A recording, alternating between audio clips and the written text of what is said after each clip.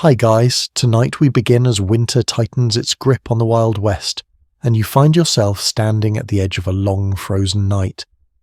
The light has already thinned to a pale ribbon along the horizon, and the cold feels heavier now, as if it has weight.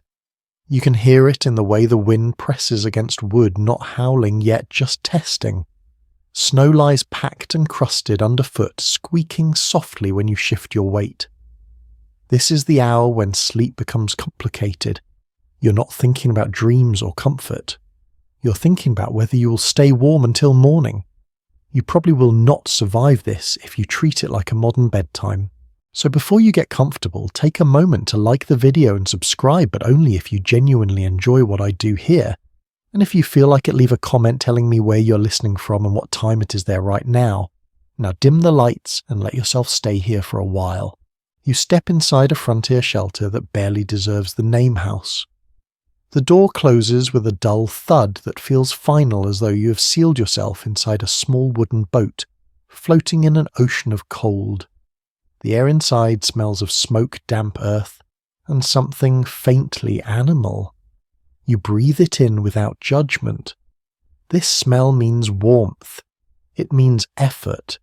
It means someone has already fought the cold here today. On the American frontier during the 19th century, winter nights were not a pause from labour. They were an extension of it.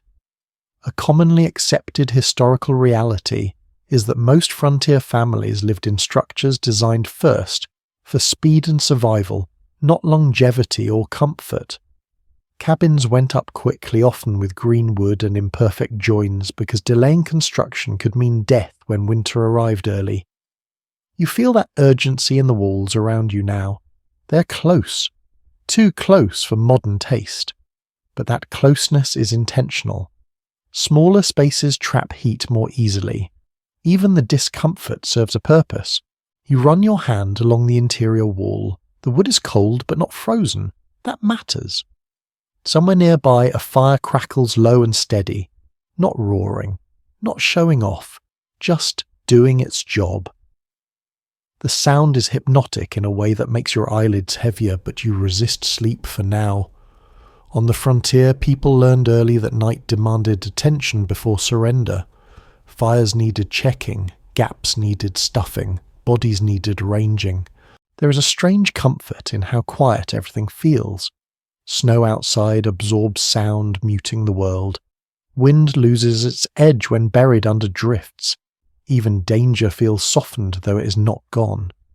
You realize that silence itself was often noted in diaries and letters from settlers. Not the peaceful kind, but a silence that sharpened awareness. Every creak could be a shifting beam. Every pop from the fire might mean a falling ember.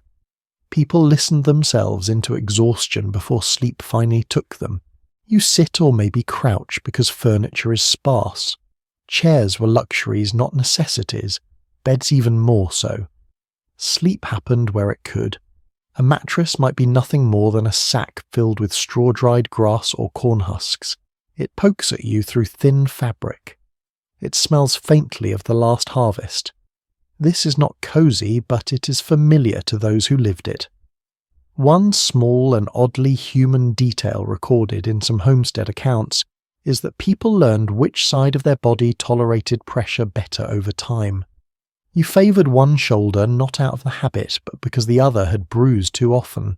As the night deepens, you notice how everyone moves more slowly. This is not laziness. It is conservation. Energy spent unnecessarily could mean less heat generated by your own body later. Modern people often underestimate how much warmth the human body produces when fed and rested. Frontier families understood this instinctively. They ate heavy meals before bed in winter, not for pleasure, but because digestion itself produced heat. You can still feel that warmth lingering in your stomach, now heavy and grounding. Of course, not everything about frontier winter sleep is settled knowledge. Historians still argue whether people slept more deeply or more lightly under such constant threat. Some evidence suggests fragmented sleep was common, with people waking several times a night to tend fires or check animals. Other interpretations argue that exhaustion overrode anxiety, pulling people into deep, dreamless rest despite the danger. You feel caught between those possibilities now. Your body wants to sink down, but your ears stay alert. You lie down fully at last. Clothing stays on. Boots might come off, or they might not, depending on how wet they are and how cold it is expected to get. Many settlers slept partially dressed throughout winter, a practice noted often enough to be considered routine rather than extreme. The idea of changing into nightclothes simply did not apply here. Warmth mattered more than cleanliness. Survival mattered more than comfort. The cold does not vanish just because you're inside. It presses inward, patient and methodical. You feel it along the floor, first creeping up through your bones. Floors were often packed earth, sometimes plank rarely insulated.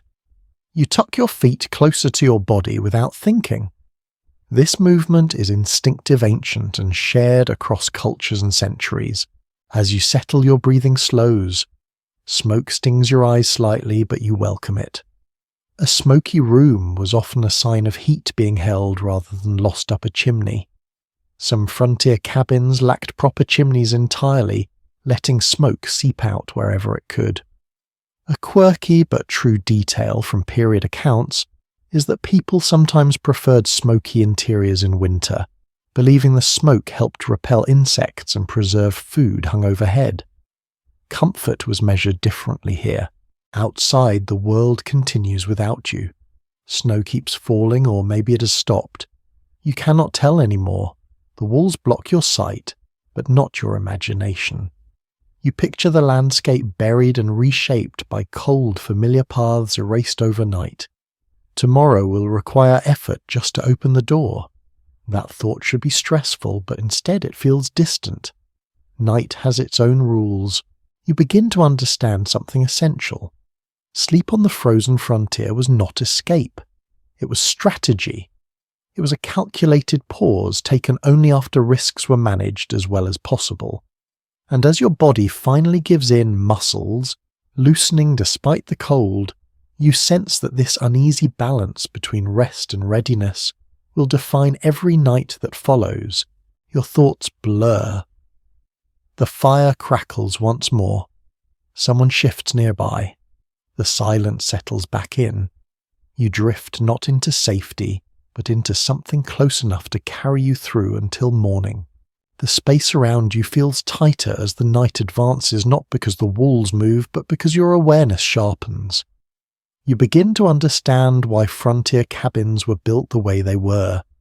They were not meant to impress or endure for generations. They were meant to hold warmth like a clenched fist. You stretch your legs slightly and feel how quickly cold answers the movement. This is why rooms stayed small.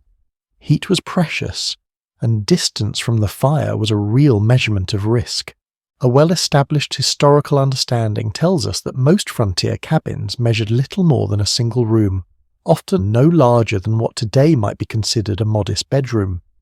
Families cooked, ate, worked, argued, prayed, and slept in that same confined space.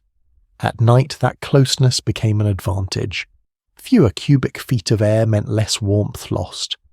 You feel that logic now, as the warmth from the fire barely reaches the far wall. If the room were larger, it would vanish before touching you. The ceiling hangs low overhead. You could almost reach it if you stood. Smoke stains darken the logs above, layered like rings inside a tree. Each winter added another faint record of survival. Some settlers deliberately kept ceilings low to reduce heat loss, even if it meant stooping daily. Comfort of posture was traded for comfort of temperature. You realize how modern expectations would crumble here. Straight backs and personal space were luxuries that winter did not tolerate. Your eyes adjust to the dimness. Firelight flickers, throwing uneven shadows that shift slowly across the walls. These shadows become familiar companions through the winter months. People learned every knot in the wood, every crack in the chinking, every place where frost might creep in. Chinking, the practice of stuffing mud, clay, moss or rags between logs, was not a one-time task. It was ongoing maintenance. You imagine someone pressing frozen fingers into damp clay earlier today, sealing another small gap before night fell. One oddly specific detail recorded in frontier recollections is that families often argued about which materials worked best for chinking. Clay cracked, mud froze, moss dried out. Each had flaws. People used whatever the land offered. This trial and error became knowledge passed quietly between neighbours. You feel the result of that experimentation now in the uneven warmth of the room. Some corners hold heat better than others. You instinctively avoid the coldest spot without consciously knowing why. The floor beneath you reminds you that insulation was minimal. Packed earth floors were common, especially in early shelters. Wood floors came later when time and resources allowed. Earth floors absorbed cold relentlessly. To counter this, people layered straw animal hides and old fabric where they slept. You shift slightly and hear a faint rustle beneath you. That sound is straw compressing. It is dry, brittle, and sharp-edged. Not soft, but effective. It traps air. Air traps heat. This logic repeats everywhere. As the night deepens, the cabin feels less like a room and more like a shared organism. Everyone inside contributes heat. Bodies radiate warmth even in stillness. Children, adults, animals if they're nearby, all add to the fragile equilibrium. You sense how important placement becomes. The smallest bodies stay closest to the fire. The strongest take colder edges. This arrangement is not discussed. It simply happens, shaped by experience. There is a psychological effect to such confined living that modern minds often underestimate. Being unable to walk away from one another forced emotional restraint. Arguments did not rage late into winter nights because anger burned energy. Silence conserved it. You feel this restraint in the stillness around you. Even breathing seems quieter, more deliberate. People learned to occupy less space in every sense. Some scholars continue to debate whether the small size of cabins increased stress or reduced it. On one hand, privacy was nearly non-existent. On the other, isolation from the outside world was absolute. In winter, the cabin became the universe. There was comfort in knowing exactly where everything and everyone was. You feel that comfort now. Nothing can surprise you inside these walls. Whatever danger comes will announce itself loudly. The fire shifts, a log settles. Sparks glow briefly and fade. You watch carefully until you're satisfied nothing has escaped. Fires were both lifeline and menace. A commonly accepted fact is that cabin fires were a leading cause of death on the frontier, especially in winter when flames burned day and night. You are aware of that risk even as the warmth soothes you.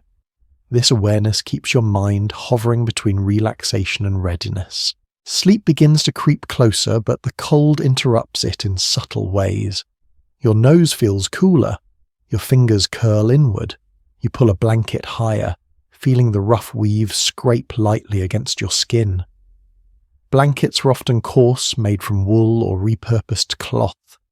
Softness wore away long before usefulness did. People prized durability over comfort because replacement was difficult. You understand that value now as the blanket blocks just enough cold to matter. The walls seem to breathe with the wind outside, not moving exactly but responding. Wood expands and contracts with temperature changes. You hear faint creaks and ticks. To an untrained ear, these might sound alarming. To frontier families, they were familiar sounds. Some even found them reassuring. The cabin was holding. It was working. A small but telling observation appears in some winter letters from settlers. People describe their cabins as feeling alive during storms as if the structure itself participated in survival. This language was not poetic indulgence. It reflected genuine dependence. You share that feeling now. The walls are not passive. They are active barriers between you and a deadly environment. As you settle deeper into stillness, you stop noticing individual sensations and begin experiencing them as a whole. Cold warmth, smell, sound, and silence blend together. This blending is part of how sleep arrives, not as a sudden switch, but as a gradual surrender. You're not escaping the cold, you're coexisting with it. Your breathing evens out. The room grows darker as the fire dims slightly. Someone nearby shifts position, seeking a warmer pocket of air. No one complains. Complaints waste breath. You close your eyes, trusting the smallness of the space to hold you through the night. Tomorrow will bring its own challenges, but for now this narrow shelter does its job. It keeps the worst of winter just far enough away.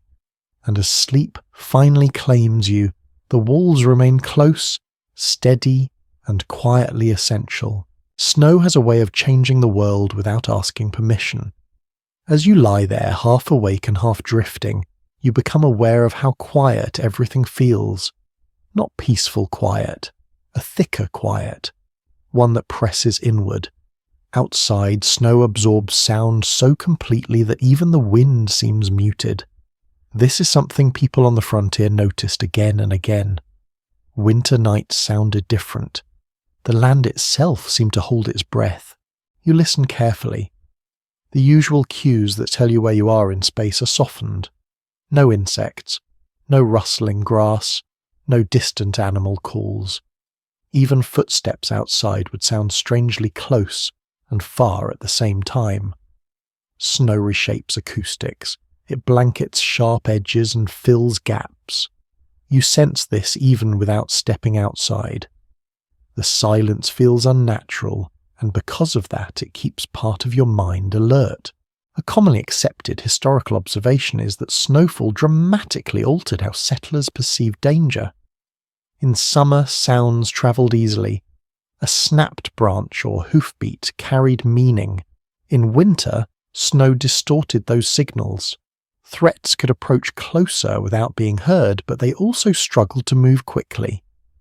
This double-edged reality created a strange tension. You feel safer and more vulnerable at the same time. Inside the cabin, small sounds take on exaggerated importance. The fire's gentle crackle feels loud. A shifting blanket sounds like movement from another room. Even your own breathing seems noticeable. Frontier diaries sometimes mention this heightened sensitivity, especially among those new to winter conditions. People described listening so hard that sleep came only when exhaustion forced it. You sense that same fatigue building now. The silence outside amplifies thoughts inside. There is nothing to distract you. No flickering screens, no background noise. Only memory, worry, and imagination. Winter nights stretched long, and people filled them with thinking whether they wanted to or not. You picture settlers lying awake, replaying the day, planning tomorrow, or quietly fearing what might come. This mental activity became part of the winter experience. One curious detail that appears in some personal accounts is that people sometimes welcomed storms simply because they broke the silence. Wind and heavy snowfall provided sound. Noise meant movement. Movement felt alive. You might think calm weather would be preferred, but total stillness could feel oppressive. You notice a faint gust brush the cabin now and feel oddly relieved by the sound. Historians still argue whether prolonged exposure to such silence affected mental health on the frontier. Some suggest it contributed to anxiety and sleeplessness. Others argue that people adapted, learning to find comfort in the quiet and even using it as a signal of safety. The truth likely varied by individual. You feel both responses within yourself. The silence is calming and unsettling all at once. The snow outside also changes how light behaves. Moonlight reflects off white ground, creating a faint glow even on overcast nights. You notice how the interior of the cabin never becomes fully black. Shadows soften, edges blur. This dim reflected light allows you to sense the space without fully seeing it. People often navigated their cabins at night without lamps to conserve fuel. Your body begins to understand how. You turn slightly and feel how the straw beneath you shifts with a dry whisper. That sound feels loud in the quiet. You pause listening to be sure it has not woken anyone. Everyone remains still. This shared stillness is fragile. You're aware that breaking it feels almost wrong. Silence becomes a social agreement. Outside, snow continues its slow work. It weighs down branches. It fills tracks. It erases evidence of movement. Come morning, familiar landmarks may look unfamiliar. This knowledge sits quietly in your mind. Frontier families often marked paths with stakes or branches before heavy snow to avoid getting lost steps from their own door. The idea that space itself could disappear overnight is unsettling, and it seeps into sleep. A small but telling detail from winter journals is that people learn to judge snowfall by sound rather than sight at night. The hush of falling snow had its own texture. Light snow whispered. Heavy snow pressed. You try to imagine listening that closely. Perhaps you already are. Your mind catalogues subtle changes without conscious effort.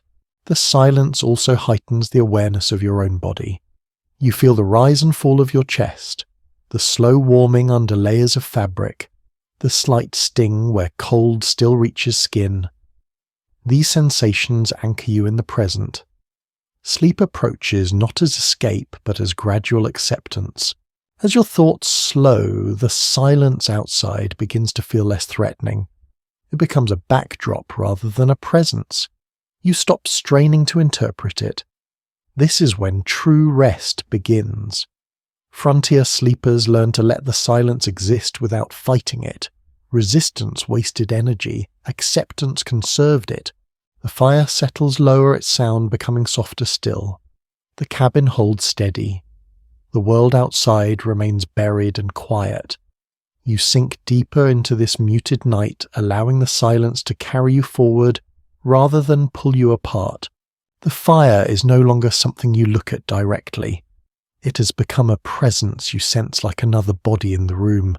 You know where it is without turning your head. You feel its warmth on one side of your face and the cooler air lingering on the other. This unevenness defines the night. On the frozen frontier, fire was never background. It demanded attention even while you slept. You lie still, but part of your awareness remains fixed on the hearth. The flames are low now, fed carefully before nightfall to last as long as possible. Wood was not wasted by burning it fast. Settlers learned to bank fires, arranging logs and coal so they released heat slowly through the night. This practice shows up repeatedly in household notes and recollections. People plan their sleep around how the fire behaved, not the other way around. The smell of smoke hangs lightly in the air. It is sharper now than earlier, dry and faintly bitter. Your eyes sting just a little. You blink slowly, letting the irritation fade. Smoke was accepted as part of winter living. A perfectly clear cabin often meant heat was escaping too quickly. Some families even blocked chimneys partially during extreme cold, accepting thicker smoke in exchange for survival. You imagine how strange that trade-off would feel to a modern mind. There is a quiet rhythm to tending a fire at night. Before lying down, someone checked the hearth. Maybe it was you, maybe it was someone else. A log was shifted. Ashes were spread just enough. Sparks were watched closely. This ritual happened every evening, as predictable as sunset. It created a sense of control in an environment that rarely offered it. At the same time, fire carried danger that never fully relaxed its grip. Cabin fires destroyed entire settlements with frightening speed. Wooden walls, dry straw, bedding, wool blankets and animal hides were all fuel waiting for a mistake. People slept lightly in part because of this risk. You sense that caution now, even as your body craves rest. One ear seems tuned to the slightest change in sound from the hearth. There is a small, unsettling detail mentioned in a few winter accounts that stays with you.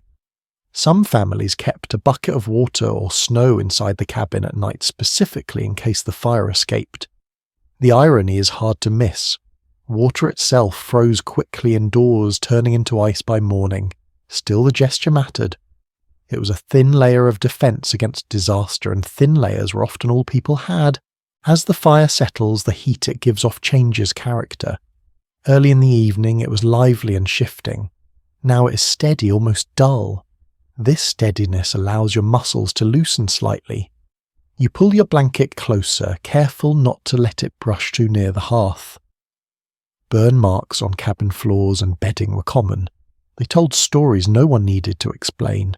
Some frontier families placed stones near the fire to absorb heat, then move them closer to sleeping areas. These warmed stones acted like primitive heaters, radiating warmth long after flames died down. You imagine the careful handling required. Stones could burn skin if too hot, too cool, and they were useless. It was another small calculation made nightly, often by feel rather than measurement. There is still disagreement among researchers about how often people woke during the night to tend fires. Some evidence suggests that in extreme cold, fires were checked several times before dawn. Other records imply that people accepted a colder final stretch of night rather than risk waking too often. As you lie here drifting in and out of light sleep, you feel how both choices make sense. Waking costs energy, so does freezing. The fire makes a soft sound as a log shifts inward. You inhale sharply for just a moment, then relax when nothing follows. This reflex is automatic. Frontier sleepers developed it quickly. Fire trained them. The awareness does not fully fade even in sleep. Dreams happen lightly here, close to waking. Heat from the hearth dries the air. Your throat feels a little scratchy. You swallow slowly. Some settlers placed pans of water near fires to add moisture, but in winter this practice was inconsistent. Water froze, containers cracked. Still people experimented. Survival on the frontier was often a series of small experiments repeated nightly until something worked well enough. The glow from the fire paints the walls in amber and shadow. Shapes appear and disappear. In low light, your mind fills gaps creatively. Children sometimes feared these shifting forms, and adults pretended not to. Stories were told quietly to distract from both cold and imagination. Tonight there is no storytelling, only listening. You realize that fire also served as timekeeper. As it dimmed, night deepened. As it brightened, morning approached. Without clocks or consistent light, settlers judged hours by flame behavior. You sense time passing now in the slow collapse of embers. This awareness anchors you, preventing panic in the long dark. There is a comfort in knowing that fire, for all its danger, represents human presence. As long as it burns, someone has been here recently. Someone cared enough to prepare the night. That thought settles your nerves more than warmth alone ever could. You're not alone with the cold. You're sharing space with effort and intention. Eventually the fire becomes mostly glow. No flames reach upward now, just coals pulsing softly beneath ash. This is the moment many settlers waited for before fully surrendering to sleep. The risk of sparks has passed. The warmth remains, though weaker. You exhale slowly and allow your thoughts to blur. Outside, winter continues its patient work. Inside, fire and flesh maintain a fragile balance. You drift closer to sleep, trusting that the hearth will hold long enough, and if it does not, you trust that someone will wake. That trust, thin as it is, carries you deeper into rest. You shift slightly, testing the place where your body meets the ground. Sleep here is not defined by softness, but by how well layers work together. Beneath you, straw compresses unevenly, some stalks snapping, others bending and holding. On top of that lies fabric, maybe a worn blanket, maybe an old quilt, whose original colours faded long ago. Over you more layers pile on, heavy and imperfect. This is bedding shaped by necessity rather than design. Frontier households relied on whatever materials could be gathered or repurposed to create a barrier between flesh and cold. Animal hides were common, especially in earlier settlements or in regions where hunting was frequent. Tanned or untanned, these hides blocked drafts and held warmth in a way woven fabric struggled to match. You feel the stiffness of such a hide beneath you, now slightly slick, faintly smelling of smoke and animal fat. It is not pleasant. but it works. Straw mattresses appear again and again in settlement inventories. They were simple to make and easier to replace than fabric filled with feathers. Feathers required domesticated birds and time. Straw required a field and a knife. People understood this math well. When straw grew musty or flattened beyond usefulness, it was dumped and replaced. You imagine how this cycle marked the seasons, harvest turning directly into sleep. There is a small, almost amusing detail tucked into some winter letters. Children sometimes complained about straw poking through thin mattress covers, only to be reminded that straw kept mice away better than feathers did. Whether this was fully true is unclear, but the belief stuck. You find yourself oddly reassured by the scratchiness beneath you. It feels purposeful, even protective. Blankets are heavy, pressing down with a comforting weight. Wool dominates here. It is coarse and slightly itchy, but it insulates even when damp. Settlers learned quickly that wool outperformed many other fabrics in winter. Cotton lost warmth when wet. Linen was cold, wool held on. You pull it closer around your shoulders and feel heat gather slowly like a reluctant animal coaxed into staying. Some families layered bedding, carefully placing hides below and woven blankets above. Others reversed the order depending on what they had. There was no single right way. People adjusted constantly, learning what worked in their particular cabin, with their particular fire and their particular bodies. You sense this experimentation in the uneven comfort around you. One side feels warmer, the other leaks cold. Tomorrow night you might adjust. The smell of bedding is its own environment. Smoke clings to everything. So does the scent of earth and animal. Cleanliness took a different shape here. Bedding was aired out when weather allowed, but winter offered few such chances. People accepted lingering smells as part of survival. You breathe it in and find it grounding rather than offensive. It tells you where you are. There remains some uncertainty about how often bedding was fully cleaned during winter months. Some evidence suggests that washing was rare until spring, while other accounts mention careful rotation and airing even in cold conditions. What is clear is that people paid attention to comfort as much as they could. Sleep mattered. Without it, the next day became dangerous. You tuck your hands into the layers, feeling warmth build around your fingers. Exposed skin loses heat quickly. This knowledge was learned through experience rather than instruction.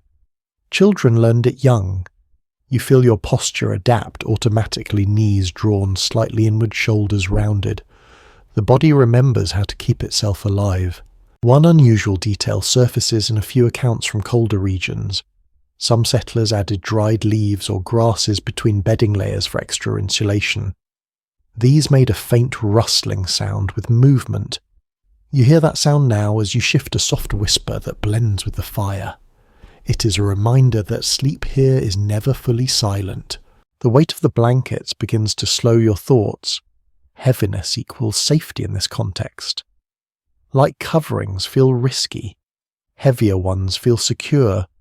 You understand why some people layered more than seemed necessary. Heat loss happens quietly. Overcompensating felt wise. As you lie still, the bedding slowly molds to your shape. Straw breaks down, fabric warms, hides soften slightly. This process takes time. Frontier sleepers learned patience with their own comfort.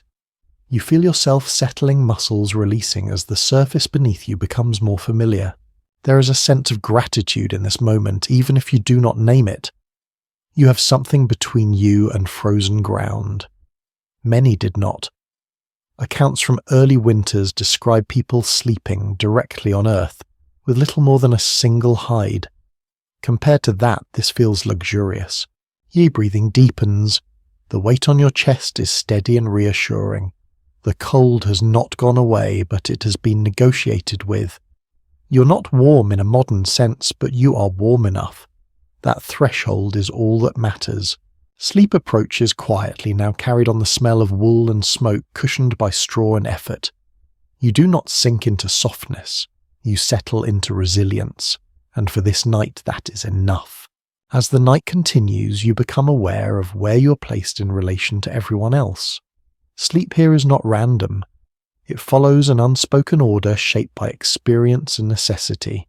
You sense bodies around you, some close to the fire, others farther away. This arrangement was common across frontier households.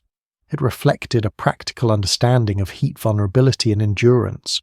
Those who lost heat fastest were given the warmest positions. Children, elders, and the sick stayed nearest the hearth or most sheltered walls. Stronger adults took colder spots without discussion.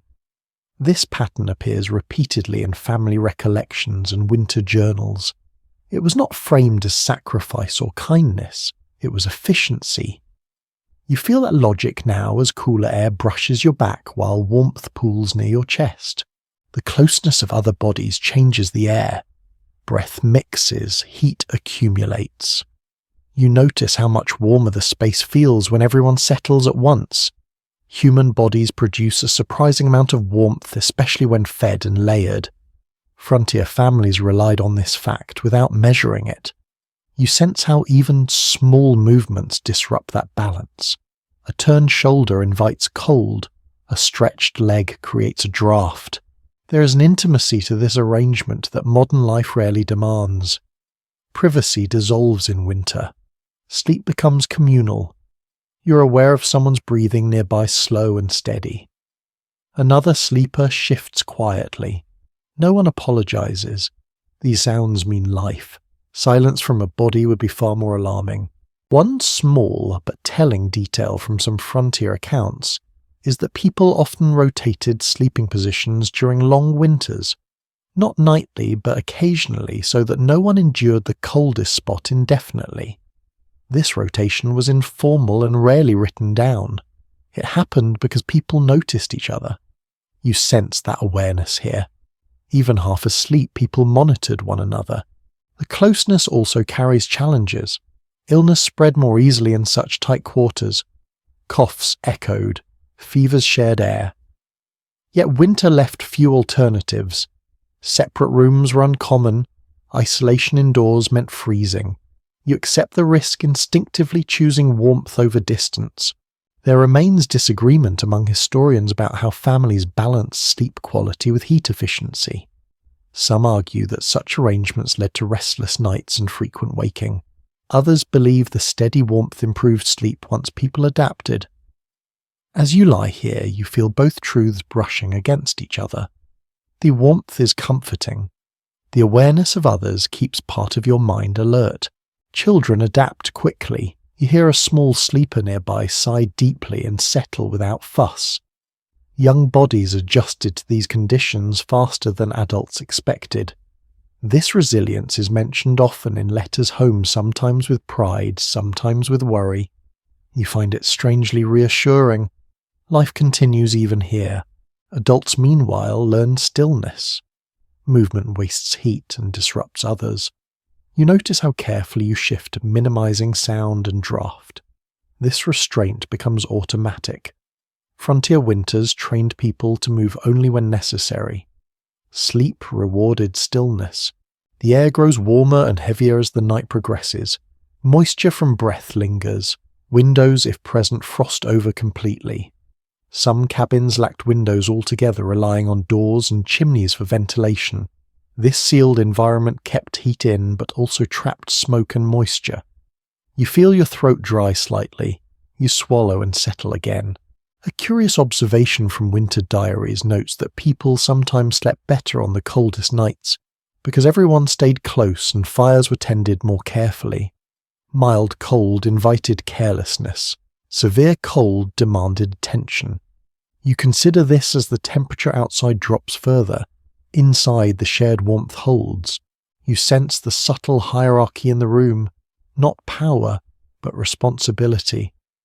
Someone closer to the fire remains half aware, ready to tend it if needed. Someone near the door listens for changes outside. These roles are not assigned, they emerge naturally. You feel yourself taking on one without realizing it, your attention drifting toward the door more than the hearth. As sleep deepens, the room feels smaller but not suffocating, contained, like a nest built against winter. Bodies curve inward, blankets overlap. The boundaries between individual spaces blur. This closeness carries you easing the cold's edge. Your breathing slows to match those around you. The room finds a shared rhythm. In this rhythm, anxiety loosens its grip. You're held not just by walls and bedding, but by human presence. The night feels less hostile when faced together. You drift further into sleep wrapped in layers of fabric heat and unspoken cooperation. Outside, winter presses on. Inside, the arrangement holds.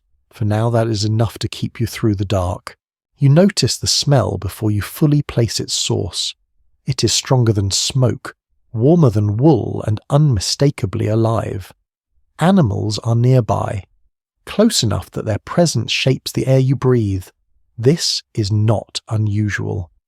During frontier winters, the boundary between human shelter and animal shelter softened, especially at night when temperatures dropped hard and fast.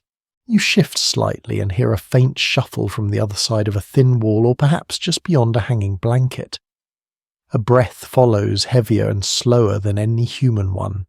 Livestock brought inside or kept in attached spaces added heat that no fire could replace alone. Families understood this instinctively. Animals meant warmth. Warmth meant survival. Chickens were sometimes kept in crates near interior walls, their bodies small but numerous. A cow or calf might be housed in a lean pressed against the cabin, separated by little more than planks. Dogs curled close to sleepers, often under blankets, their steady breathing a quiet reassurance. You sense one now, a warm weight near your feet, shifting once before settling again. This practice was not sentimental, it was calculated. Body heat radiates outward, and animals produced a great deal of it. Winter journals mention livestock placement, alongside notes about firewood and food stores, suggesting animals were treated as part of the heating system. You feel the difference their presence makes. The air near the wall is warmer than expected. The smells are intense and impossible to ignore. Hay, fur, manure, damp hide. In warmer months such closeness would have been unpleasant. In winter it was tolerated, even welcomed. You find that you do not recoil. The scent means life. It means something breathing through the night with you. There is an odd intimacy to sharing space this way. Animals snort, shift, and sigh in their sleep. These sounds blend with human breathing and the low murmur of the fire. The room feels fuller, more alive. You imagine how quiet and cold it would feel without them. That thought makes you pull your blanket closer. Some people remembered this arrangement fondly later in life. Others described it as one of the hardest aspects of frontier living. Not everyone adjusted easily to the smells and sounds. It is difficult to know how common indoor livestock really was across regions and winters. Conditions varied widely, but enough references exist to show it was far from rare. There is a small detail hidden in some settlement records that feels almost tender. Families sometimes positioned animals based on temperament. Calmer animals stayed closer to sleeping areas. Nervous ones were kept farther away. Sleep was fragile enough without sudden movement. You sense that care here, the quiet planning behind where each body rests. Animals also added risk. They knocked over containers, they stepped where they should not. A startled animal near a fire could cause disaster. You remain aware of this possibility even as warmth from their bodies soothes you. Frontier life was always a balance between benefit and danger. The presence of animals affected air quality. Breath thickened the room, moisture rose. Walls collected frost in strange patterns. People noticed these changes without fully understanding them. They adapted anyway. Doors were cracked briefly, chimneys adjusted. Nothing stayed fixed for long. You feel your foot brush against coarse fur. The dog stirs but does not wake fully. Its trust feels heavy and grounding. Dogs on the frontier served many roles from hunting to guarding, but at night they were heaters as much as companions. Their willingness to stay close made them invaluable. There are stories of people waking to find animals pressed against them more tightly during the coldest hours. Whether this was instinct or learned behaviour is unclear.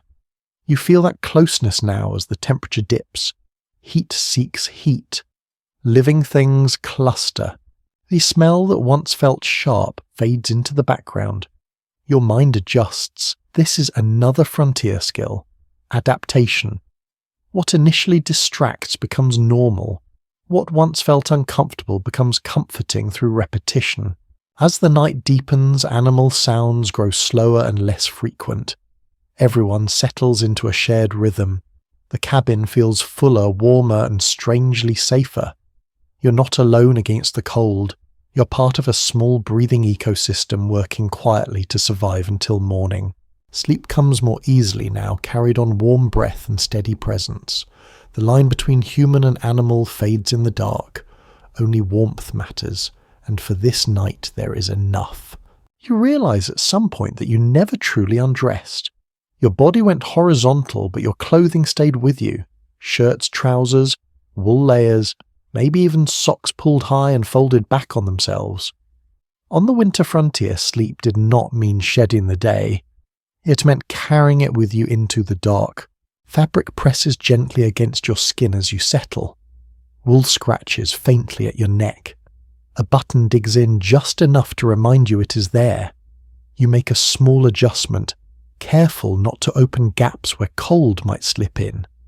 Sleeping fully clothed was common during severe winters, not because people lacked nightwear, but because removing layers meant surrendering heat already earned through the day. Outer garments served as insulation long after work ended. Coats and jackets were often draped over sleepers or folded beneath shoulders and hips to block drafts rising from the floor. You feel the uneven bulk of such a garment beneath you now. It smells of smoke and cold air. It smells like outside, and that familiarity oddly comforts you. Some clothing items never left the body at night. Stockings stayed on. Undershirts remained tucked. Even hats were sometimes worn while sleeping, especially by children. Heat escapes quickly through the head. People notice this without measuring it. You feel the difference now as your ears stay warmer under fabric. The idea of changing into clean clothes before bed made little sense here. Cleanliness was secondary to warmth and efficiency. Winter limited washing. Water froze.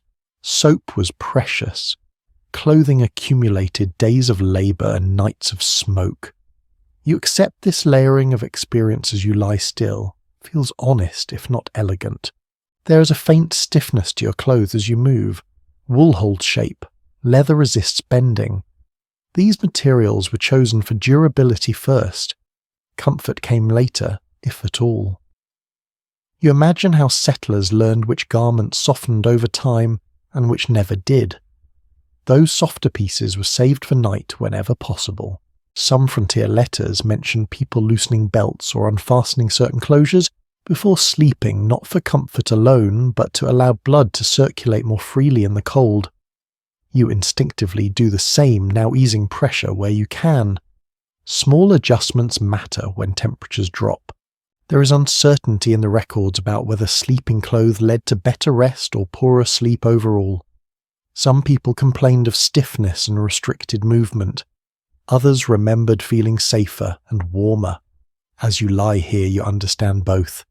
The weight and structure of clothing limit you, but they also create a sense of security like armour against the night.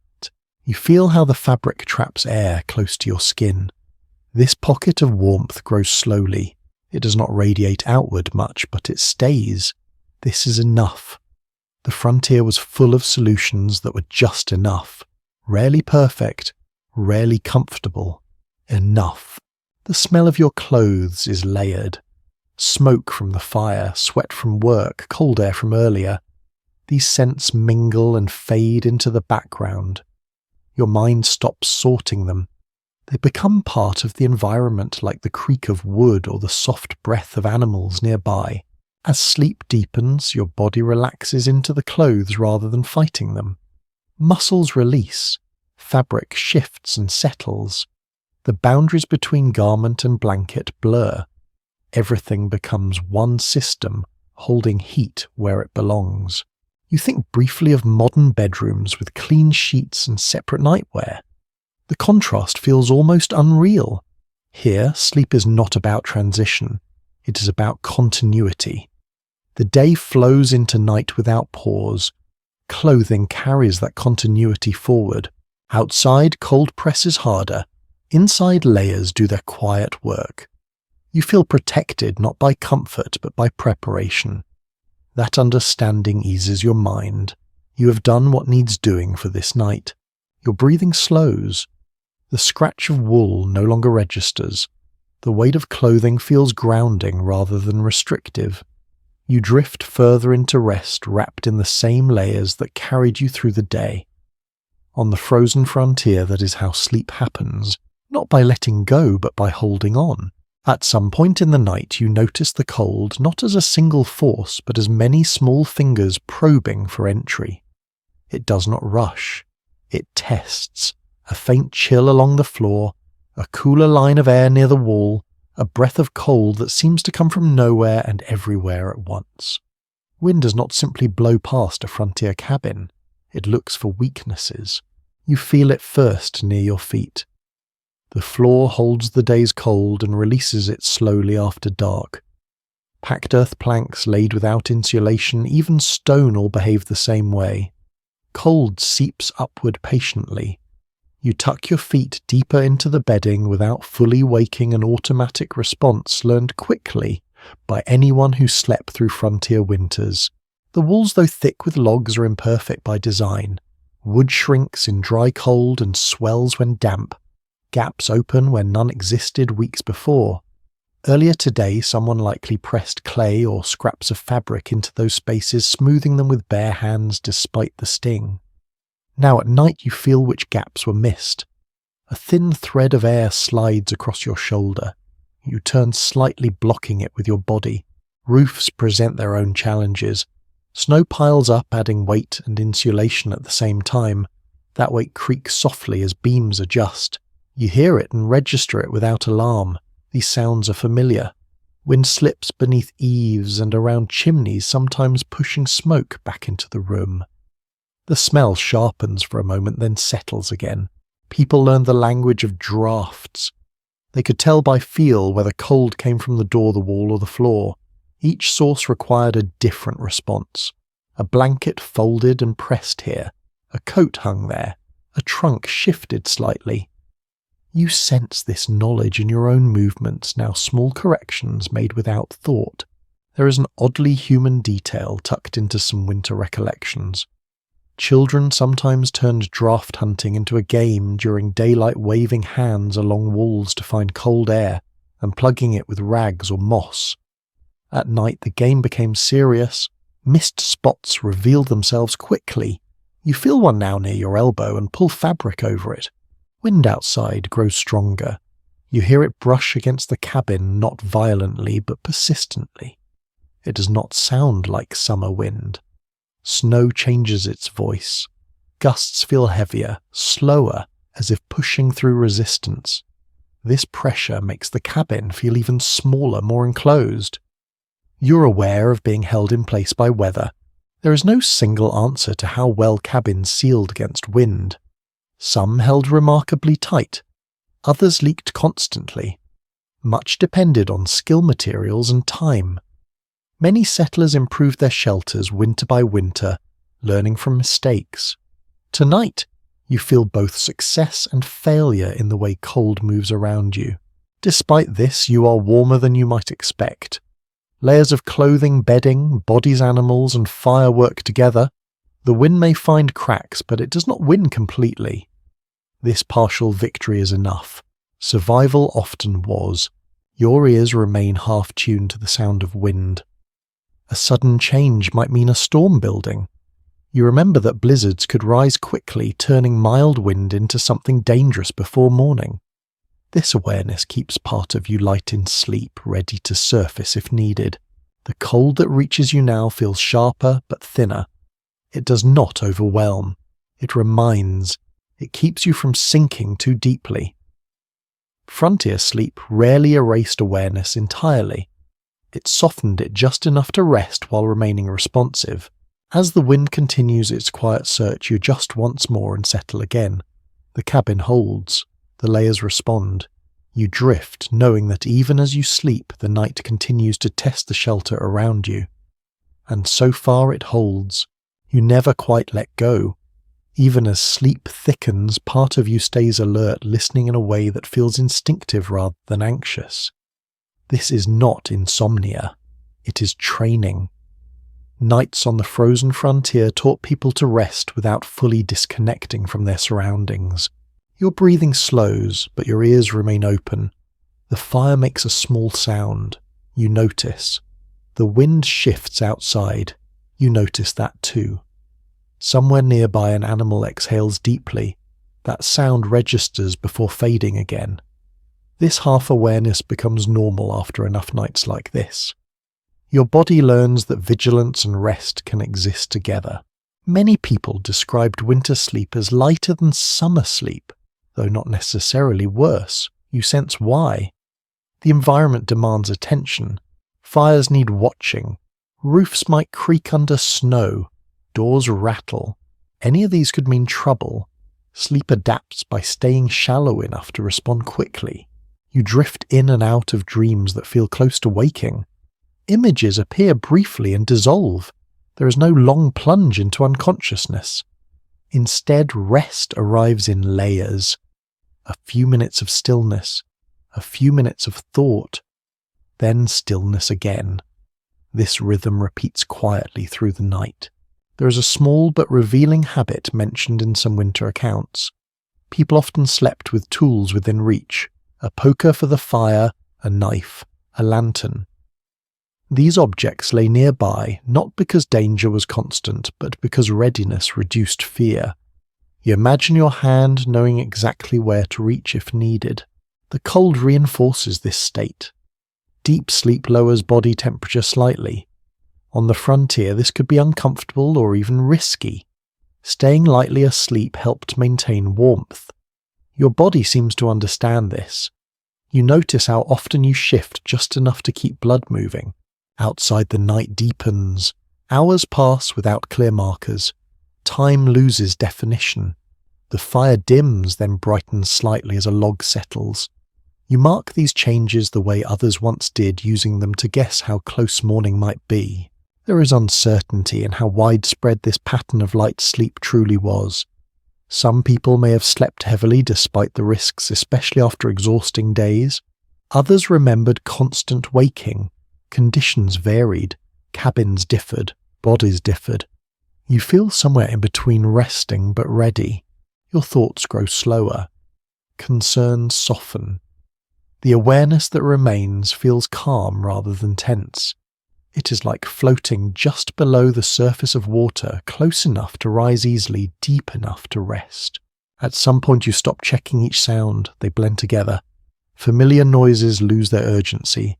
The cabin holds, the night behaves, trust builds slowly. You sink a little deeper into rest, knowing you will surface quickly if needed. This balance carries you forward hour by hour until morning begins to approach. For now, the uneasy half-sleep is enough. It keeps you warm. It keeps you alive. Sometime in the night you notice how easily the children settle. It happens without ceremony. A small body shifts once, twice, then grows still. Breathing evens out. Sleep arrives quickly and stays. This was something many adults observed with a mix of relief and quiet amazement. Young bodies adapted to cold faster than anyone expected. You listen to a child nearby exhale slowly, deeply, the sound untroubled.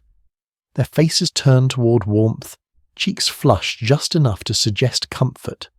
Children on the frontier learned winter early, not through lessons but through repetition. Cold nights taught them how to curl inward, how to conserve heat, how to sleep through discomfort without fear. Adults often worried about this resilience. Letters and recollections reveal a tension between pride and concern. Children seem to endure conditions that unsettled grown people. You understand that feeling now. The sight of a child sleeping peacefully while the wind presses hard outside brings reassurance and unease at the same time. Children were usually placed carefully before night fell, closest to the fire, between adults if possible, surrounded by layers arranged with extra attention. Smaller bodies lose heat faster, and everyone knew it even without words like metabolism or insulation. You remember seeing blankets tucked tighter around them earlier, hands adjusting edges until no skin showed. There is a small detail that surfaces in several winter memories. Children often fell asleep before adults did, even during storms. The day wore them down completely. Chores, walking through snow, helping where they could.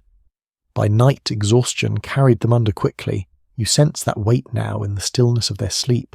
As the hours pass, you notice that children move less in their sleep than adults. They curl and stay curled. Adults shift, seeking warmth, easing stiff joints responding to every draft. Children seem to trust the arrangement. That trust creates its own kind of warmth. Some people later recalled learning the sounds of winter from their beds as children. The creak of wood, the sigh of wind, the steady breath of animals nearby. These sounds became familiar rather than frightening. You imagine how early exposure shaped their sense of safety. What feels harsh at first becomes normal through repetition. Illness remained a constant worry. Cold weakened bodies. Coughs lingered. Fevers frightened families more in winter than summer. Yet children often recovered more quickly than adults. This uneven resilience puzzled people then, and still raises questions now. You feel the uncertainty hover in the background, unspoken but present. Despite concern, there was little choice. Winter could not be postponed. Children slept where warmth existed or not at all. You sense how families balanced vigilance with acceptance. Worry never fully disappeared, but neither could it dominate every night. A child stirs nearby, mutters something unintelligible, then settles again. Dreams come easily here. You wonder what fills them. Perhaps movement, warmth, familiar faces. Perhaps nothing at all. Sleep does not always need narrative. The presence of children changes the emotional texture of the room. Adults listen differently. Sounds carry different weight. Silence feels heavier. You notice yourself checking the fire more often, listening more closely to wind near the walls. Responsibility sharpens awareness. Children also influenced how long nights felt. Their early rising brought morning sooner even if the sky remained dark. You imagine dawn arriving to small voices, restless movement questions whispered too early. Winter sleep ended not by alarm but by life stirring again. For now, though, the night holds. Children sleep deeply. Adults hover between rest and readiness. The arrangement works. Warmth stays where it needs to. The cabin breathes quietly. You allow yourself to rest a little more fully comforted by the steady rhythm around you. If children can sleep through this cold, you can too. Their calm becomes contagious. Your thoughts soften. The edge of vigilance dulls slightly. Outside, winter continues its patient work. Inside, small bodies dream unaware of how much they anchor the night. You drift closer to sleep, carried by the quiet resilience of those who learned cold early and lived with it easily.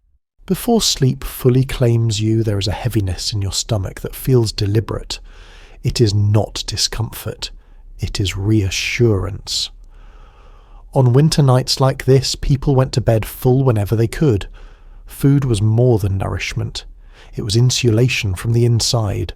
Earlier in the evening, you ate slowly, even if hunger urged you to rush. Dense foods dominated winter meals. Beans, cornmeal, salted meat. Fat saved carefully from slaughter season.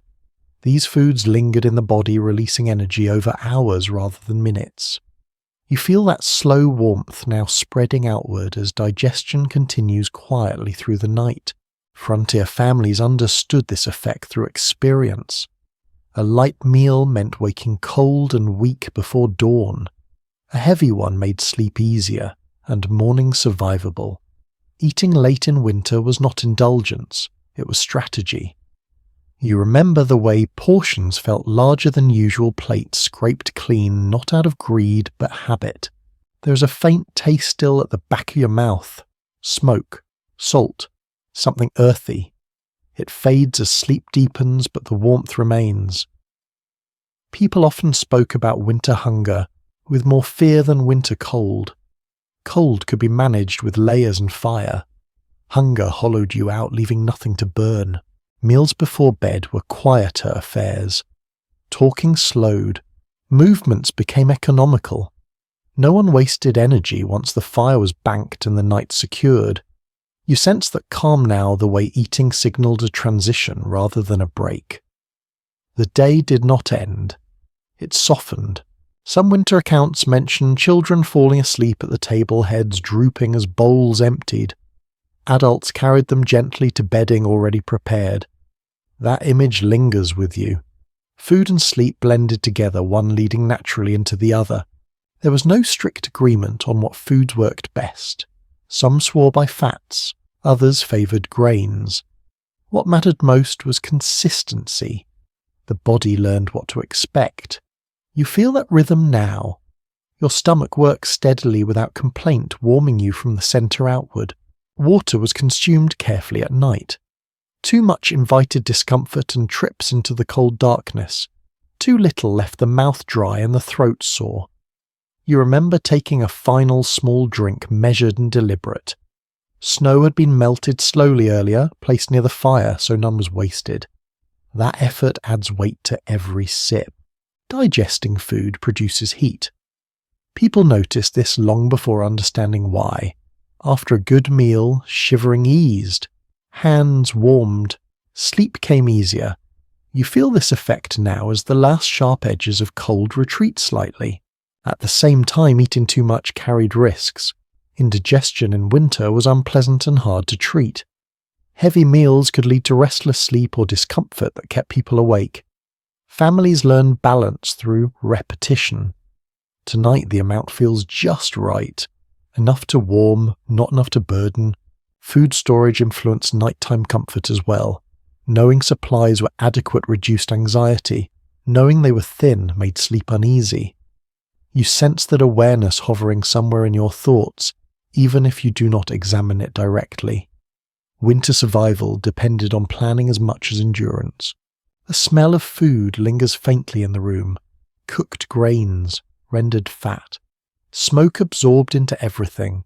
These scents mix with wool and straw, forming a familiar winter atmosphere.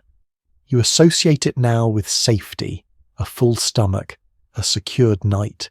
Some people recalled dreaming of food during lean winters. Whether these dreams reflected hunger or memory is unclear. You feel no such urgency tonight. Your body is satisfied. Dreams, if they come, will wander elsewhere. As digestion continues, your body relaxes further. Muscles loosen, thoughts slow. Warmth radiates outward, reinforcing the layers around you. This internal fire complements the one burning low nearby. Together they carry you forward through the night. The connection between eating and sleeping feels obvious here. They are not separate acts. One prepares the body for the other. On the frontier, this connection was honoured daily, especially in winter. You feel yourself slipping more fully into rest, now supported by warmth generated both within and without.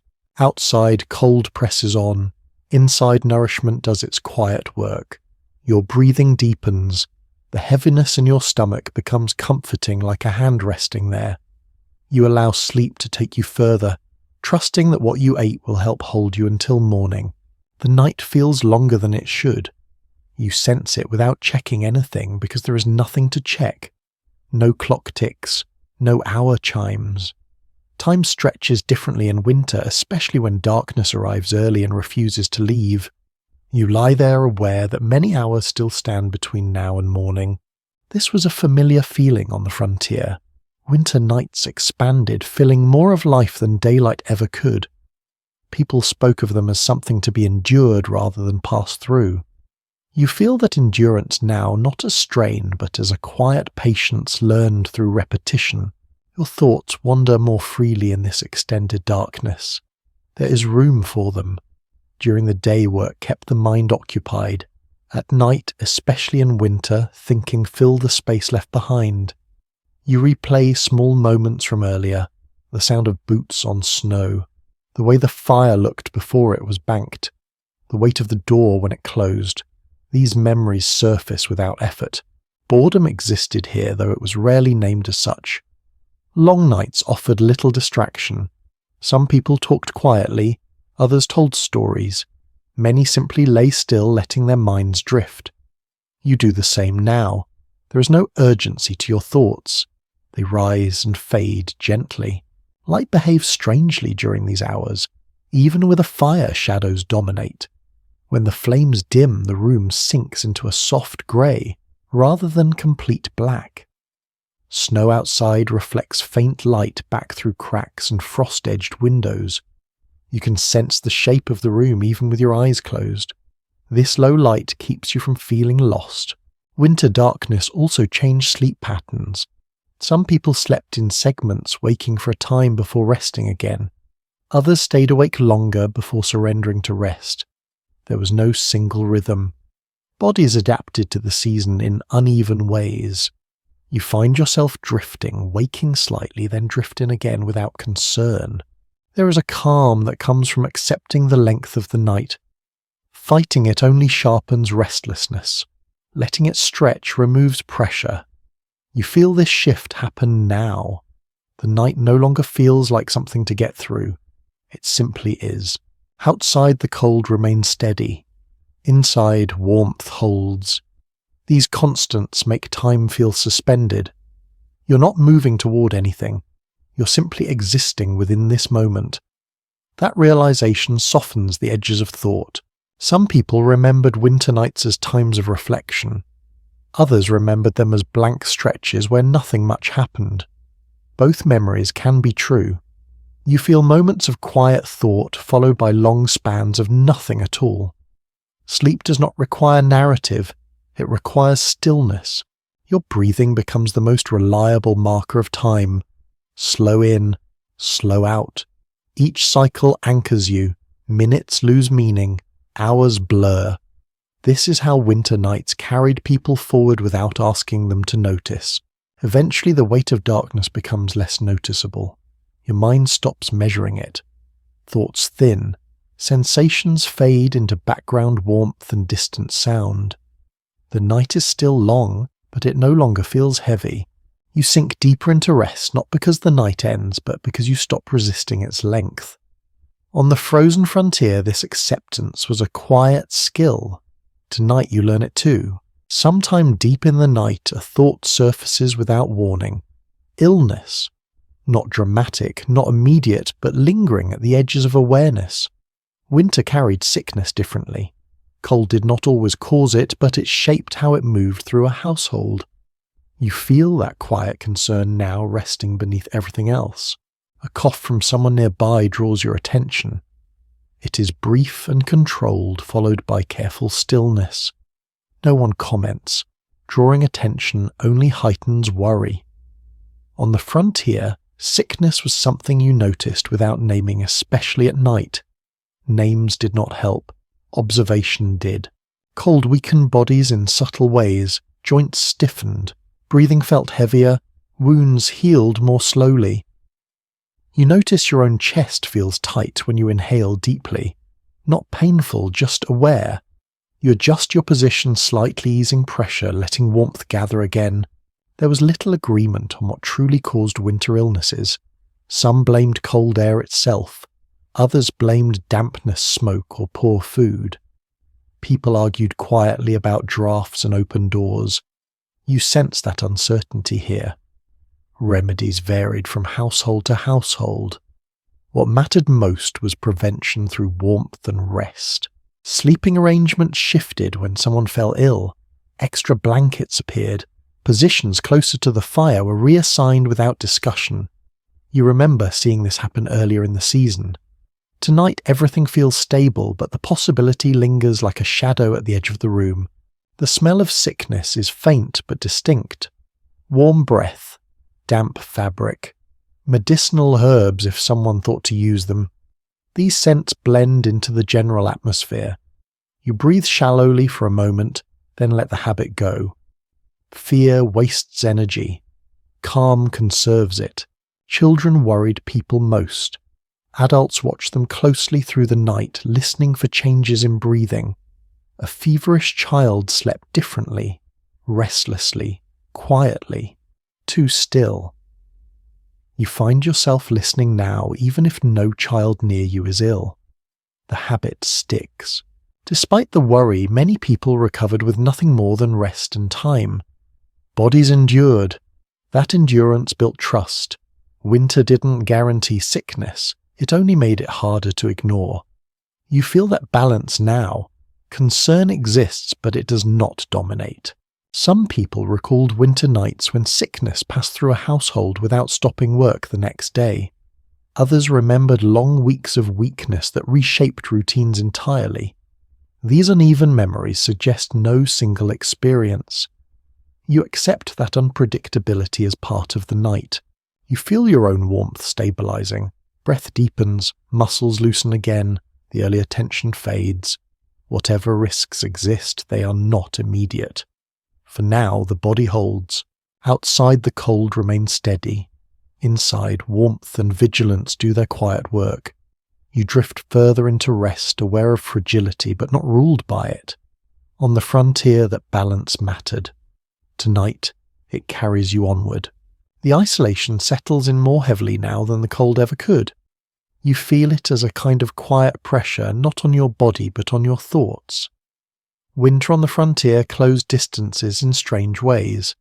People slept close to one another indoors, yet the world beyond the walls felt impossibly far away.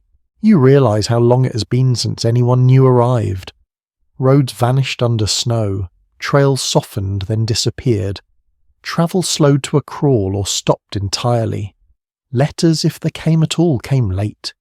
You lie there aware that this cabin, this small circle of warmth, is temporarily cut off from everything else. This separation shaped sleep. Without the expectation of visitors or interruption, nights stretched inward. The mind had fewer external anchors. You notice your thoughts looping gently, returning to the same images, the same worries, the same quiet reassurances. There is nowhere else for them to go. Some people spoke of winter loneliness as sharper at night than during the day. Daylight brought tasks, night brought stillness. You feel that contrast now. The room is full of bodies and breath, yet the sense of distance remains. Community exists here, but it is sealed off from the larger world. Isolation changed how people listened. Every sound carried meaning because there were so few of them. A knock on the door in winter was rare enough to be alarming. You imagine the suddenness of such a sound cutting through sleep. Tonight there is no knock, only wind and settling wood. There is comfort in knowing exactly who is nearby. Familiar breathing, familiar movement. At the same time, the lack of choice weighs lightly. You cannot step outside to clear your head without consequences. Cold punishes wandering. You remain where warmth is, even if your thoughts roam. Some remembered winter as a time when the mind turned inward for better or worse. Reflections deepened. Old memories resurfaced. Worries stretched longer without distraction. Others found peace in the narrowing of focus. The world reduced to what mattered immediately. You feel both possibilities brushing against you now. Sleep comes in waves rather than all at once. You drift, then surface slightly, then drift again. Each return to awareness brings the same stillness. Nothing has changed. That repetition slowly becomes soothing. The mind stops searching for novelty. Outside, the world remains unreachable. Inside, routines hold steady. Fire, breath, warmth. These constants replace the broader rhythms of society for a while. You adapt to that narrowing without effort. The isolation does not feel dangerous tonight. It feels quiet, temporary, a condition to be endured rather than escaped. You accept it as part of winter the same way you accept cold and darkness. As your thoughts thin, the sense of distance fades. The cabin becomes the entire world complete in itself. Within these walls you are not alone.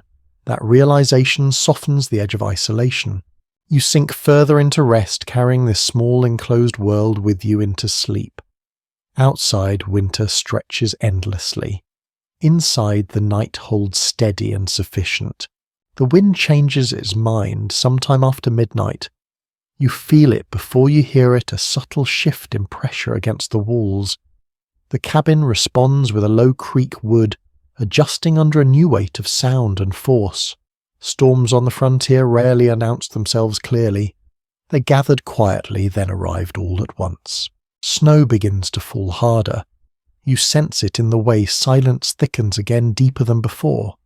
Wind carries snow against the walls in slow, steady waves.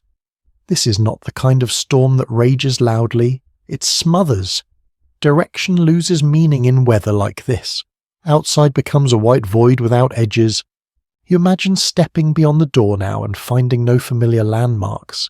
Paths erased, fences swallowed, even the ground's shape altered by drifting snow.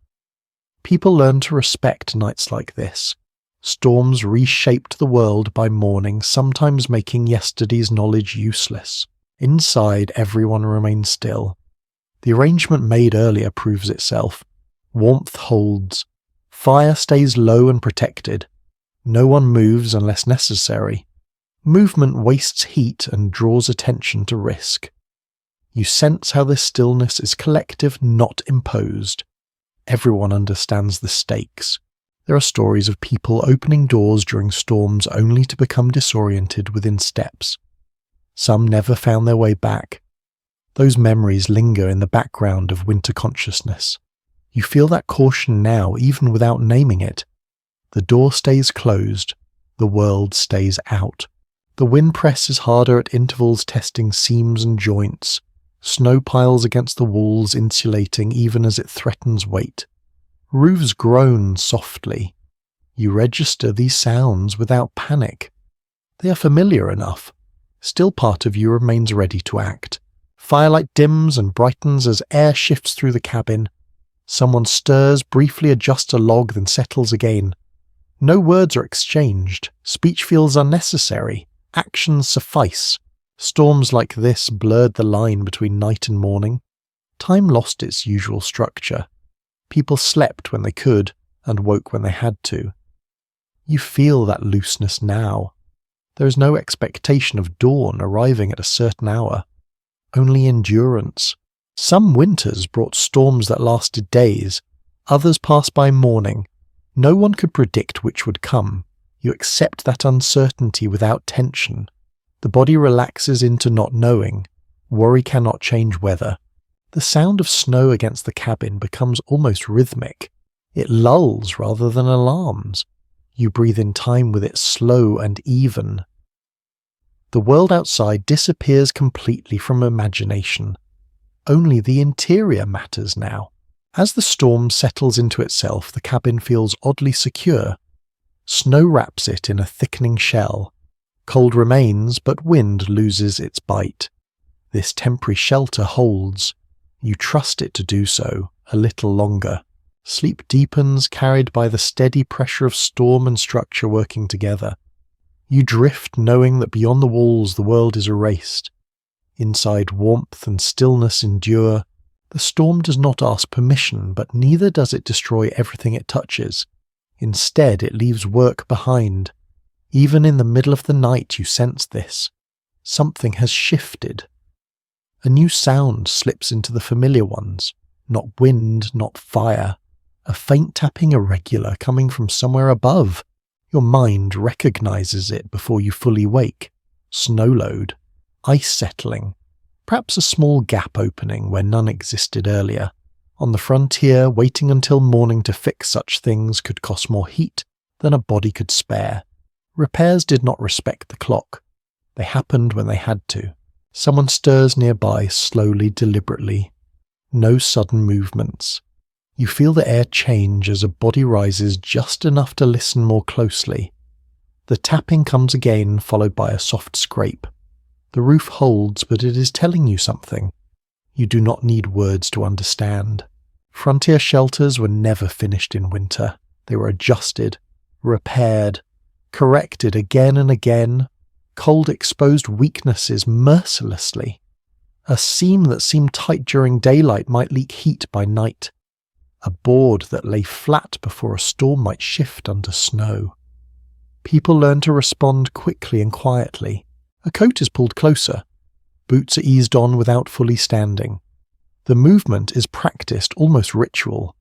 You have seen this before. No one lights a lamp unless necessary. Light wastes fuel and disrupts night vision. Hands know where tools rest in the dark. A brief rush of colder air brushes your face as someone reaches toward the wall or ceiling. The opening is small but noticeable. It is sealed quickly, cloth pressed, clay smoothed. Perhaps a piece of wood wedged into place. The sound fades. Warmth begins to rebuild. These midnight repairs appear often in winter recollections, not dramatic, not heroic, just necessary. People remembered cold fingers more than fear. The urgency was quiet. Fix the problem. Return to warmth. Do not let heat escape longer than it must. You notice how carefully the person moves to avoid waking others. Sleep is fragile and valuable. Disturbing it costs energy. The repair is done with minimal motion, minimal sound. When the body settles back down, the room exhales collectively. There is no certainty about how often such repairs happened across all households. Some cabins held well, others demanded constant attention. Much depended on materials and skill. You feel the result of this variability in the way warmth slowly returns. Tonight the fix was enough. The air steadies. The fire resumes its quiet role. Snow continues outside, but the interior holds again. You feel gratitude without thinking the word. The system worked. Awareness led to action. Action preserved warmth. Sleep creeps back in gently. The brief interruption does not jolt you fully awake. It blends into the night like a ripple fading on still water. You tuck your hands closer, feeling the restored balance. This kind of interruption became part of winter rhythm. Nights were not sacred blocks of rest. They were shared with vigilance. You accept that without frustration. It feels normal now. As your breathing slows again, the memory of the repair fades. Only the effect remains. The room is warmer, the draft is gone. The storm continues, but its reach stops at the walls. You drift back into sleep, carried by the quiet confidence that someone is always listening. That someone might be you next time, on the frontier survival rotated like that. For now, you rest. You wake without fully waking. There is no sharp edge to the moment, just a gentle pull back toward awareness. Something needs attention. You sense it before you understand it. On winter nights like this, sleep and work were never completely separate. The fire settled lower than expected.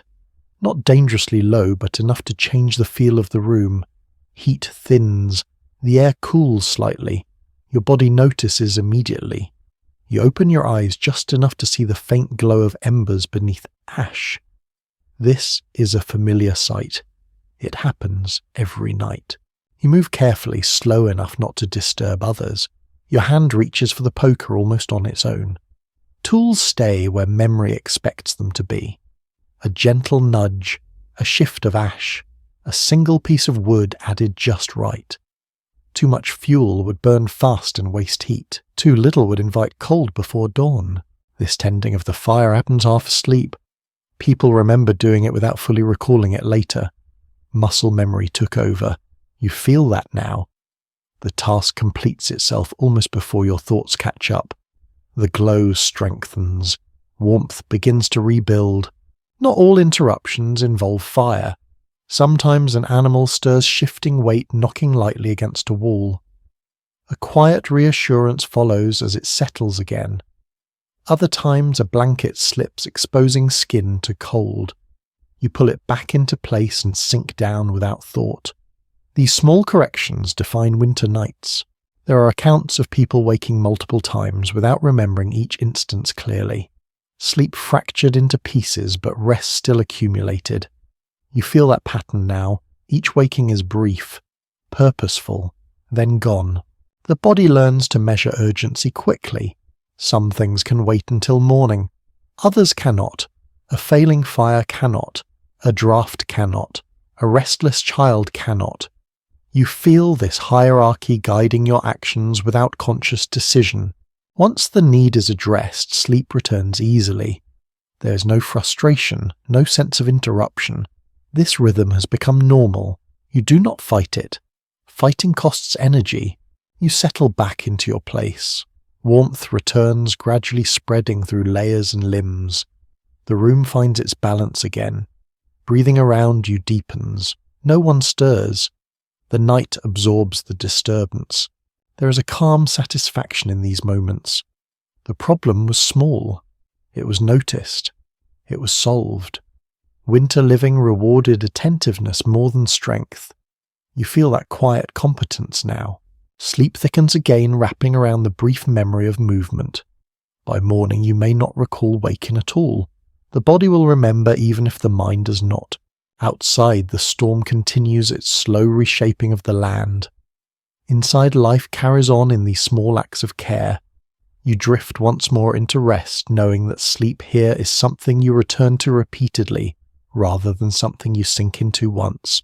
For now the fire holds, the room warms, the night moves forward, and you sleep again. Dreams arrive differently in the cold. They do not unfold in long stories. They come in fragments shaped by sensation more than image.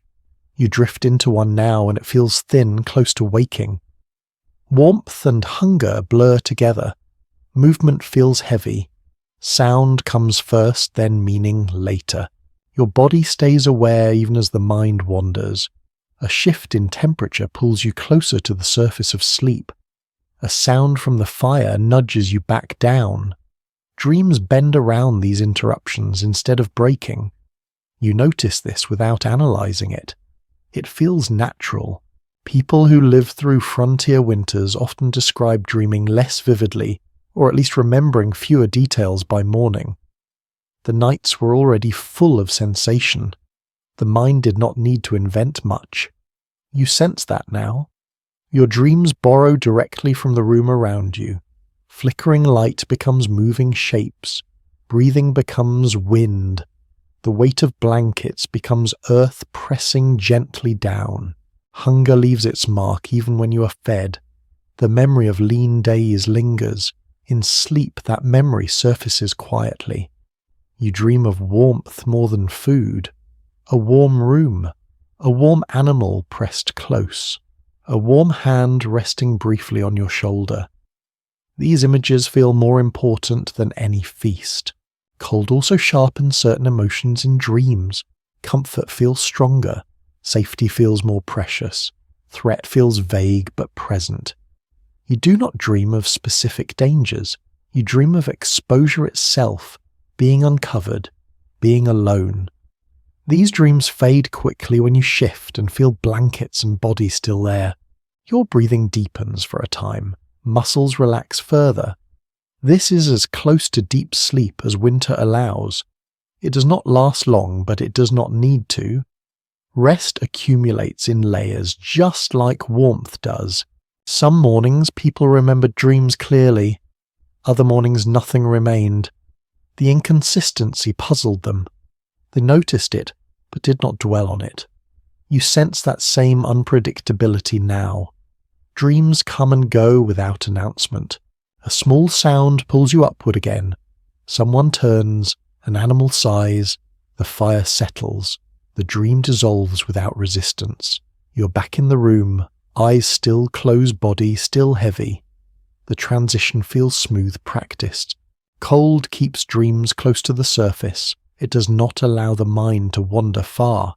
This limits fear as much as it limits escape. Nightmares rarely deepen.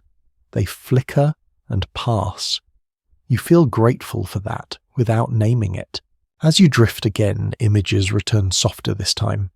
Snow falling endlessly, a door that will not open, then warmth again. These shifts mirror the night itself. Pressure and relief, cold and heat, awareness and rest. Your body adjusts slightly, reclaiming warmth lost during dreaming. Hands tuck in, shoulders round, breath steadies, the mind quiets. By morning you may not remember any of this. The dreams will leave only a feeling, rested enough, warm enough. That will be sufficient. For now sleep continues in this shallow responsive way. Dreams skim the surface and disappear. The night carries you forward without asking you to notice how. The air grows heavier as the night goes on. You notice this not by smell but by effort. Breathing takes just a little more attention.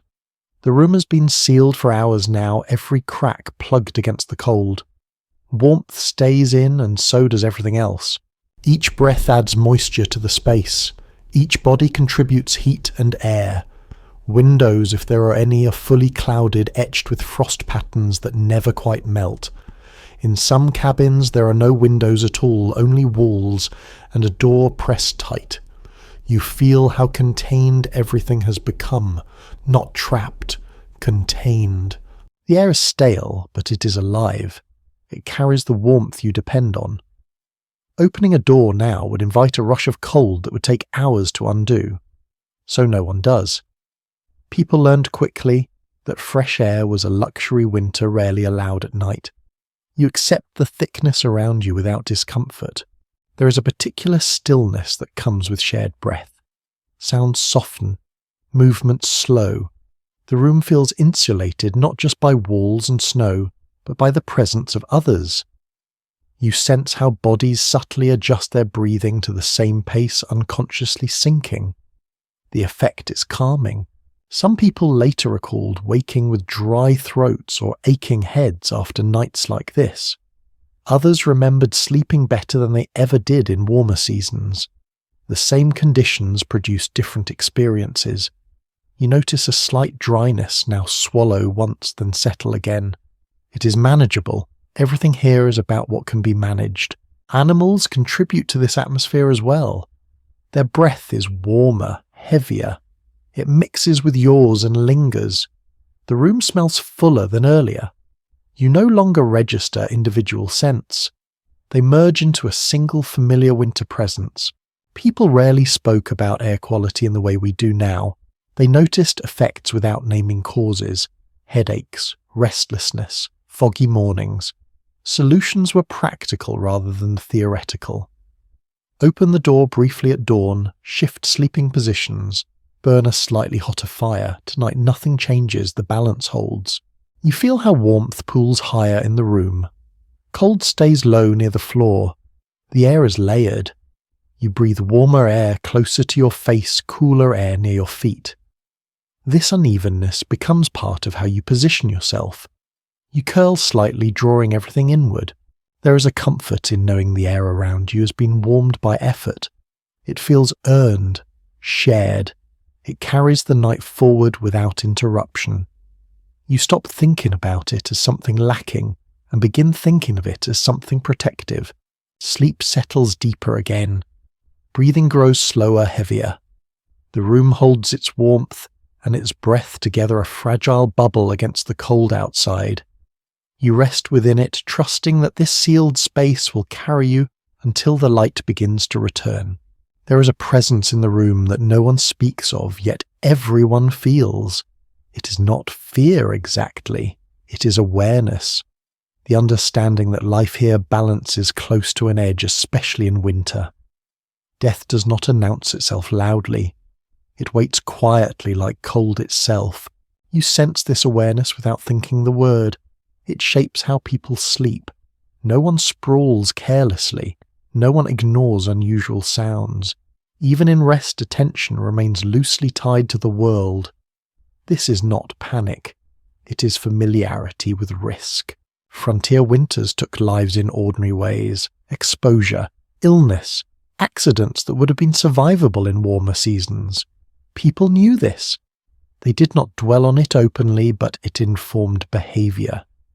You feel it in the careful tending of fire, the shared warmth, the way tools rest within reach even at night. Sometimes the awareness sharpened suddenly. A memory of a neighbour lost the previous winter. A story whispered once and never repeated. These thoughts surfaced briefly, then were pushed aside. Dwelling served no purpose. You sense this restraint now.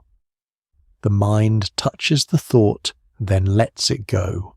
Children were shielded from explicit fear as much as possible. Adults kept their voices even, movements steady. Calm mattered. Panic spread cold faster than wind. You notice how the room remains composed despite the long night. That composure is practiced. Death nearby did not always feel dramatic. Often it felt like absence. Someone who didn't wake. Someone who did not answer a knock. Winter magnified these absences by limiting movement and communication. You imagine how silence could mean many things. That uncertainty lingered. Yet there is also defiance in how people slept. Choosing to rest at all was an act of trust. Trust in preparation, trust in each other, trust that morning would arrive. You feel that trust holding you now even as the awareness remains. Bodies close together. Fire banked just right. Repairs made quietly when needed. These are not the actions of people resigned to danger. They are the actions of people determined to persist. As sleep deepens again, the thought of death recedes, replaced by the steady rhythm of breath around you. Awareness softens. It remains present, but it no longer presses. The night continues, and so do you. There is work being done even now, though you barely notice it at first. It does not involve tools or movement. It happens quietly in small decisions made without discussion. Much of it falls to women, though no one announces that division aloud. Winter assigns roles subtly, and night reveals them most clearly. You sense it in the way blankets were arranged earlier, folded just so edges tucked where drafts tend to sneak in. Someone noticed who needed more cover, and who could manage with less.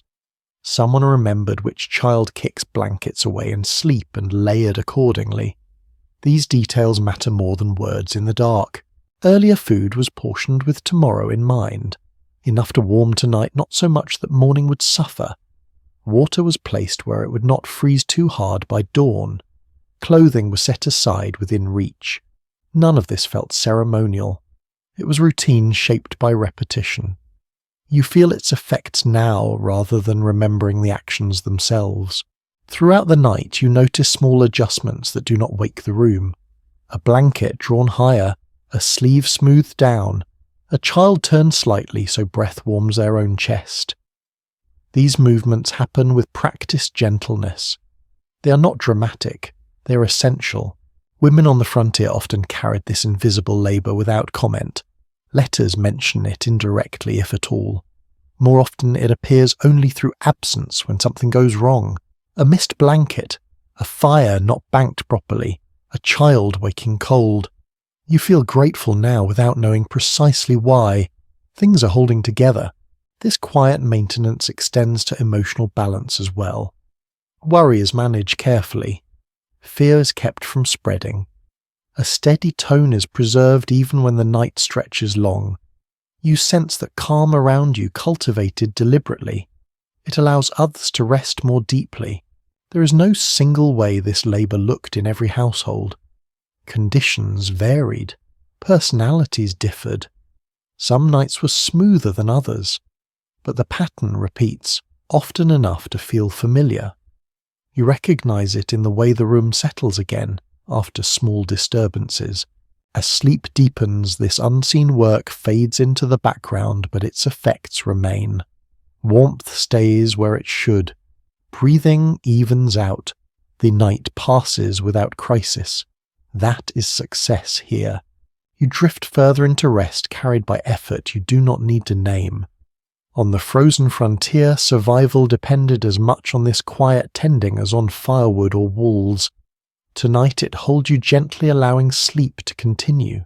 There is a moment before morning that feels uncertain. Not night, not day. You sense it without opening your eyes. The fire has thinned to a low glow again. The air feels different, less heavy than before. Something is shifting even if darkness still holds the room. You listen more carefully now. The storm has quieted. Wind no longer presses with the same insistence. Snow still lies deep outside, but it has settled into place. This pause carries weight.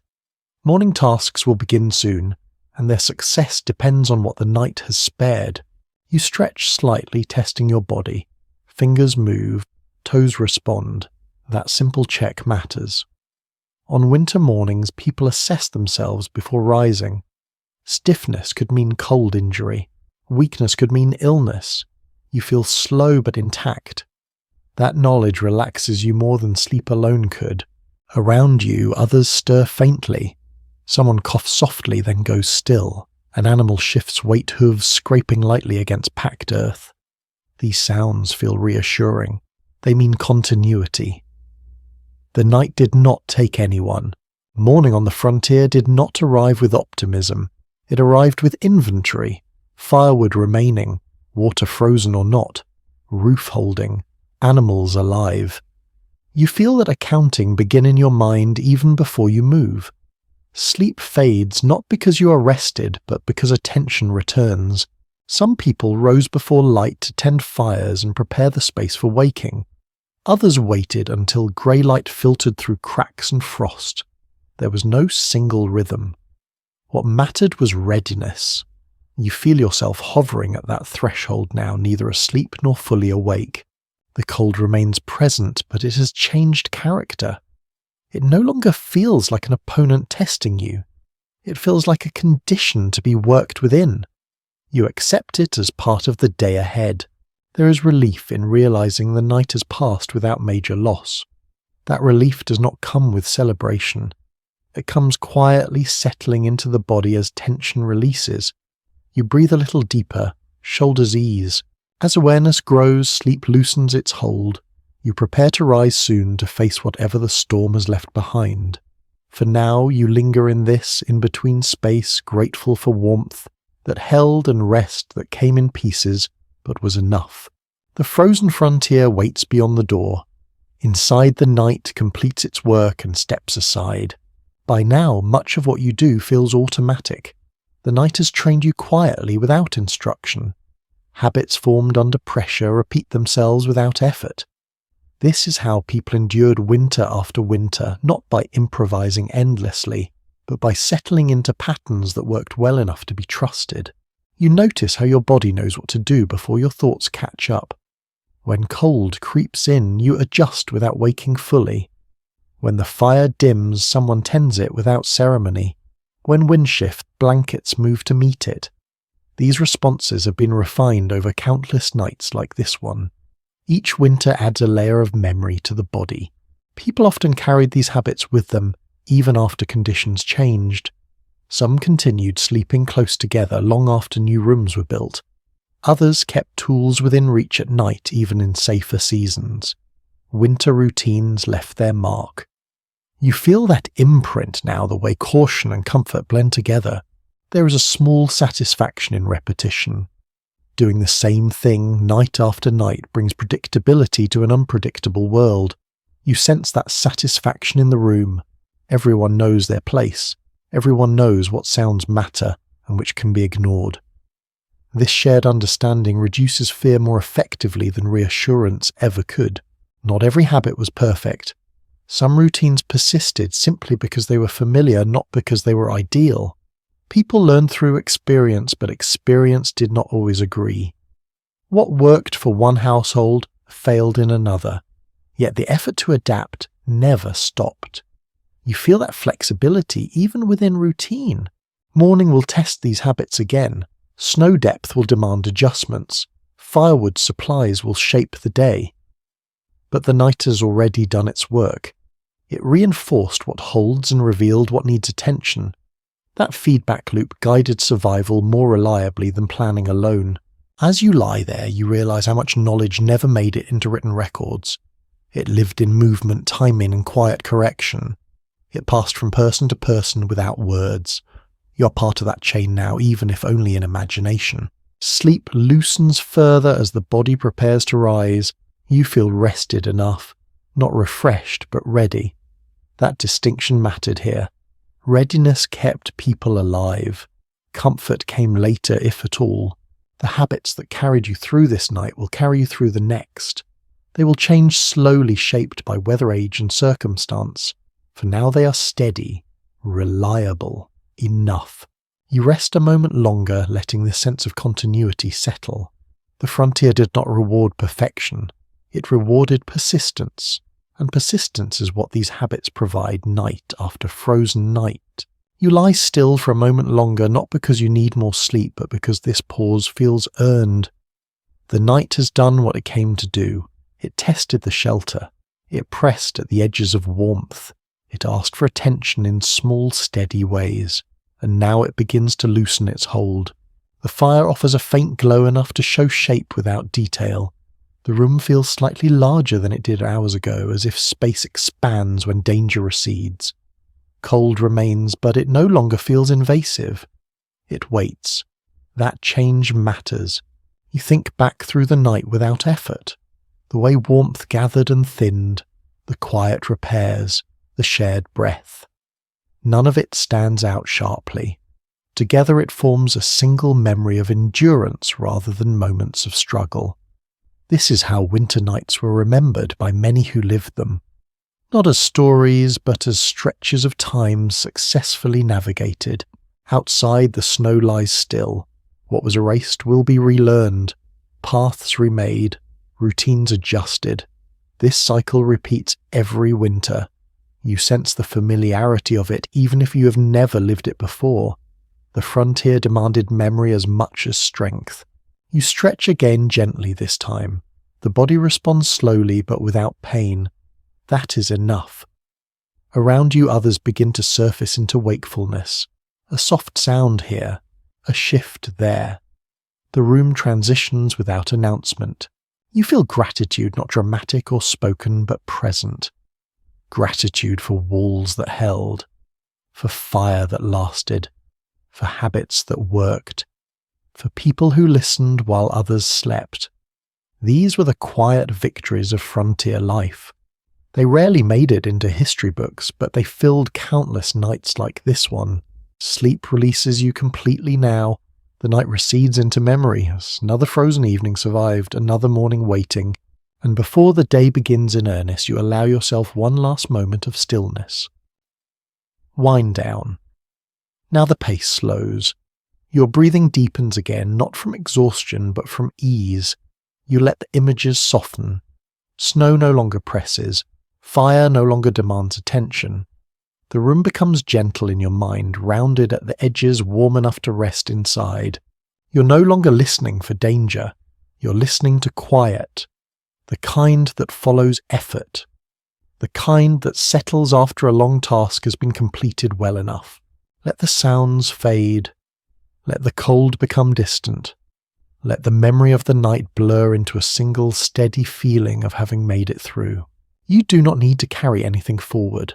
Morning will take care of itself. For now, rest in the knowledge that warmth-held habits worked, and sleep came when it was needed.